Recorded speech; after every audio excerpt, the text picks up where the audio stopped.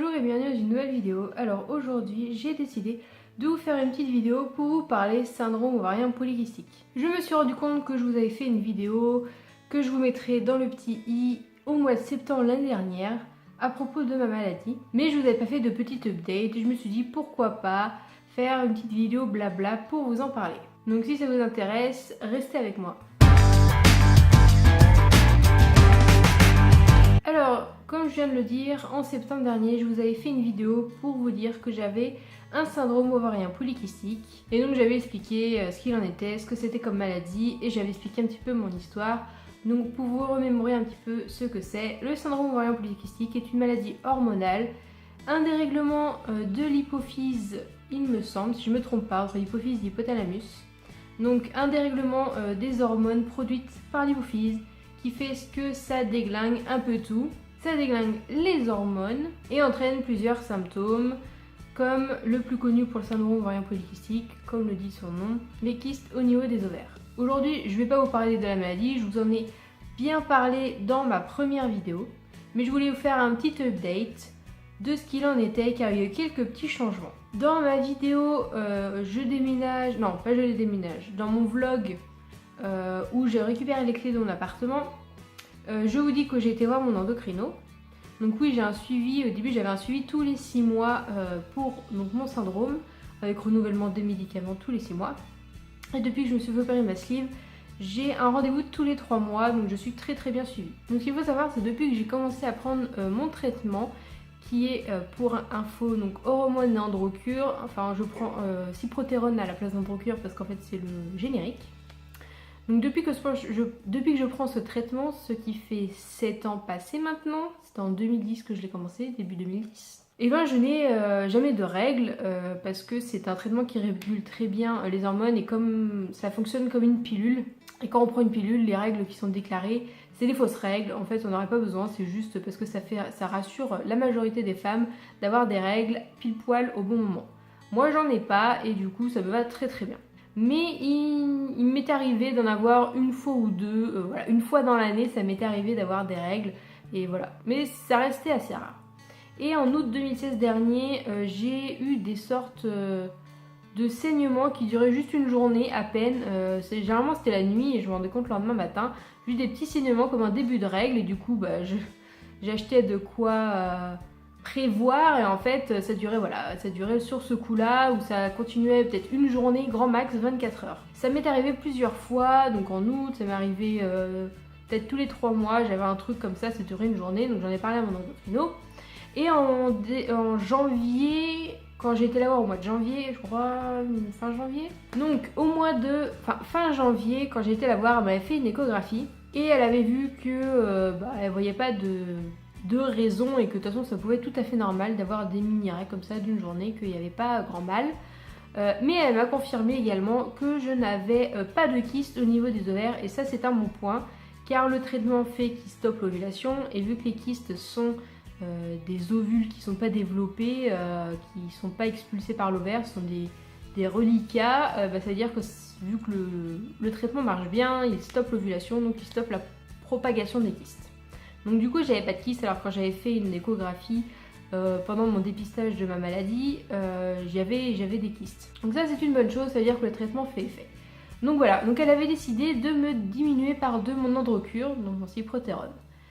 Donc j'ai commencé à prendre la moitié de mon androcure dès le cycle d'après, enfin dès que j'ai arrêté, dès que j'ai repris mon traitement, parce que je fais 20 jours de traitement, 8 jours de pause, 20 jours de traitement, donc j'avais fini mes 20 jours, j'avais fait 8 jours de pause et là je reprenais, c'était sûrement début février, mon mois de traitement, enfin mes 20 jours de traitement, j'espère que vous me suivez, avec la moitié de mon androcure. À peine fini ces 20 jours que j'avais des boutons d'acné et voilà, on peut les voir, j'en ai là, enfin ma peau n'est pas nette du tout.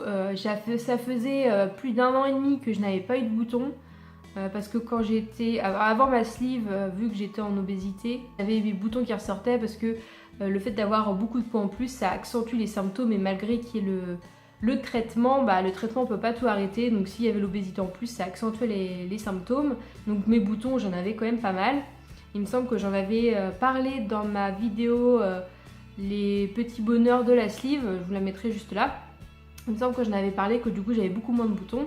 En fait j'en avais plus du tout, depuis que j'ai perdu du poids, mes boutons sont partis avec. Et donc mon traitement régulait bien mes boutons et ça fait que j'en avais quasiment pas. Ma peau était nette, elle n'était pas granuleuse comme actuellement elle est granuleuse. Donc elle s'était dit on va diminuer l'Androcur, ça va peut-être combler ce petit problème de règles qui apparaissent comme ça pendant 24 heures.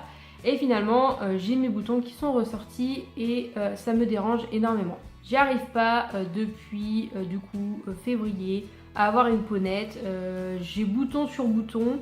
Alors on dit toujours oui pendant la période du mois, on a quelques boutons qui sortent. Enfin moi c'est bouton sur bouton, j'ai pas une période où j'ai rien. Surtout que j'ai pas cette période du mois vu qu'avec mon traitement ça stoppe tout. Et je suis sur mes 25 ans et à 25 ans avoir encore de l'acné, c'est pas trop possible. Donc voilà, vous voyez pas forcément super bien, mais voilà comme ma peau, j'ai des boutons. Je découvre cela, ma peau est granuleuse quoi, elle est granuleuse, un petit peu aussi sur le menton comme voilà. Enfin je veux dire, ça allait pas. Donc quand je suis retournée la voir, donc 3 mois après, enfin c'était au mois de fin mai, le 19 mai, que je suis retournée la voir, parce que j'avais dû décaler mon rendez-vous. J'avais un rendez-vous plus tôt, mais vu que j'ai commencé à travailler, j'ai dû décaler le rendez-vous étant donné que ça mangeait sur mes heures de travail, donc ça a décalé de quelques semaines je crois. Et bien je lui dis que ça allait pas du tout, que j'en avais marre de mon acné. Elle m'a dit que normalement ça mettait 4 mois à se réguler, mais on était quand même bien mai passé, ça faisait mars, avril, mai, ouais, presque 4 mois que je prenais le traitement en dose diminuée. Et ça allait pas et du coup elle m'a represcrit mon traitement habituel pour que les boutons partent. Mais donc là je suis bientôt à la fin des premiers 20 jours où j'ai repris la totalité des quantités, les quantités normales que je prenais d'habitude, donc un comprimé de chaque. Et j'ai toujours mon acné, mais de toute façon c'est super facile de tout dérégler, c'est à dire que l'action du dérèglement ça fait très très vite, en même pas 20 jours, et là je pense que pour retrouver une peau normale il va me falloir au moins 3 mois. Mais bon, je suis contente de reprendre mon traitement normalement, j'espère que ça va vite revenir à la normale parce que voilà, c'est pas très joli. Et encore, là ça va, ça a été pire, j'ai eu des boutons qui étaient vachement plus moches. Autre truc que j'ai remarqué aussi en diminuant mon Androcur, c'est mes cheveux, ils graissent vachement plus vite qu'avant. Donc je suis contente aussi qu'une fois que ça va passer, que mes cheveux vont redevenir à peu près normaux, car au bout de 3 jours à peine de les avoir lavés, même pas, au bout de 2 jours ils sont à moitié dégoûtants, alors qu'avant je lavais 2 fois par semaine, donc je suis obligée de limite faire 3 fois par semaine, donc ça m'énerve. Donc ouais, le traitement hormonal agit aussi sur la qualité des cheveux, sur les cheveux et aussi le fait qu'ils soient gras ou pas. Moi je sais qu'avec mon traitement mes cheveux sont plutôt en bonne santé et sont beaucoup moins gras que si je prenais pas le traitement. Autre chose dont j'ai parlé vaguement aussi dans mon vlog où je récupère les clés de mon appartement, c'est que mon endocrino m'a annoncé que l'Androcur, apparemment il a été prouvé qu'après 10 ans de consommation d'Androcur, il pouvait y avoir des risques de méningiome. Donc voilà, elle a dit qu'elle était obligée de me mettre au courant, donc je lui ai demandé s'il y avait une alternative, elle m'a dit que oui. Pour l'instant je suis à 7 ans d'Androcur, donc on verra par la suite, sachant qu'elle m'a dit qu'elle avait eu très peu de cas alors qu'elle prescrit de l'Androcur plusieurs fois par jour. Donc je sais pas, il va falloir que je réfléchisse à voir si je prends l'alternative, on va discuter avec elle. De toute façon je suis qu'à 7 ans, donc au pire je peux aller jusqu'aux 10 ans et on verra juste après. Parce que je le rappelle, syndrome ovarien polycystique, le traitement est à vie. Donc voilà, je vais être obligée de prendre ces hormones à vie et bon, il va falloir qu'on trouve une solution. Voilà, si l'Androcur amène à faire des méningiomes, voilà, c'est pas très sympathique. Si je pouvais éviter d'en passer par là, sachant que j'ai déjà eu pas mal de choses dans ma vie, même si ça reste minime par rapport à d'autres personnes, si on pouvait éviter le méningiome, ça serait pas mal. Sachant qu'avec ma maladie, donc mon syndrome ovarien polycystique, on peut déjà avoir plus de chances de choper un cancer, donc on va éviter. Donc voilà, je pense avoir fait un petit peu le tour de ce qui se passe en ce moment au niveau de mon syndrome ovarien polycystique. Si ça vous intéresse que je fasse d'autres vidéos sur le sujet, si vous avez des questions, n'hésitez pas à m'en parler dans les commentaires. J'espère que cette petite vidéo vous aura plu pour ceux que ça intéresse et on se retrouve la semaine prochaine dans une nouvelle vidéo. À bientôt!